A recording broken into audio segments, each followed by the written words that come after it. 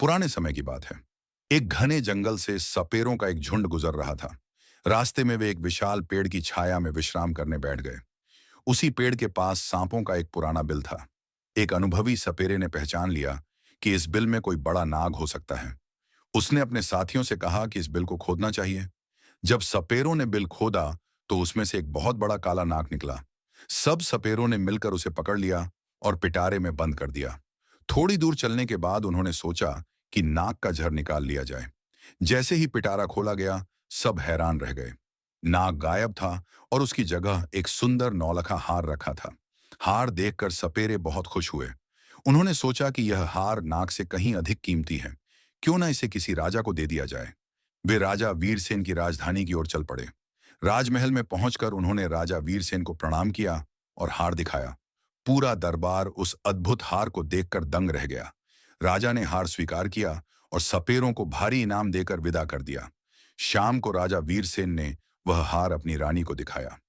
जैसे ही रानी ने पिटारा खोला, उसमें हार की जगह एक अत्यंत सुंदर शिशु सोता हुआ मिला।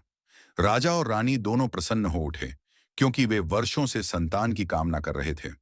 उन्होंने उसे भगवान का वरदान मानकर अपना पुत्र घोषित कर दिया। दरबार में घोषणा कर दी गई कि रानी के गर्भ से एक पुत्र का जन्म हुआ है। पूरे नगर में उत्सव मनाया गया। समय बीतता गया। वही बालक बड़ा होकर एक तेजस्वी राजकुमार बना। जब वह विवाह योग्य हुआ तो राजा वीरसेन ने पड़ोसी राज्य के राजा उदयन की पुत्री राजकुमारी कमलावती से उसका विवाह तय किया। कमलावती 16 विद्याओं में निपुण, बुद्धिमान और सुंदर थी। धूमधाम से विवाह हुआ और राजकुमार युवराज घोषित हुआ। वह कुशलता से राज्य चलाने लगा। एक दिन कमलावती की दासी ने उसके मन में शंका डाल दी कि युवराज राजा वीरसेन का सगा पुत्र नहीं है। कमलावती ने पति से उनके वंश के बारे में पूछा। राजकुमार ने बहुत समझाया, पर कमलावती जिद पर अड़ गई। अंततः राजकुमार उसे नदी किनारे ले गया। बार बार मना करने के बाद भी जब कमलावती नहीं मानी, तो राजकुमार ने अपना असली नाग रूप धारण कर लिया और नदी में समा गया। सब ने उसे डूबा हुआ मान लिया। कमलावती अपराध बोध से भर गई। पति को पाने के लिए उसने नगर में कथाएं सुनाने की घोषणा करवाई। तभी एक बूढ़े व्यक्ति ने नागों के दरबार की सच्ची कथा सुनाई।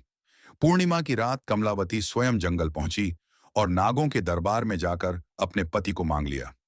नागराज ने सारा सत्य जानकर अपने पुत्र को श्राप दिया कि वह जीवन भर कमलावती के साथ पृथ्वी पर रहेगा और राजा वीरसेन के राज्य की सेवा करेगा।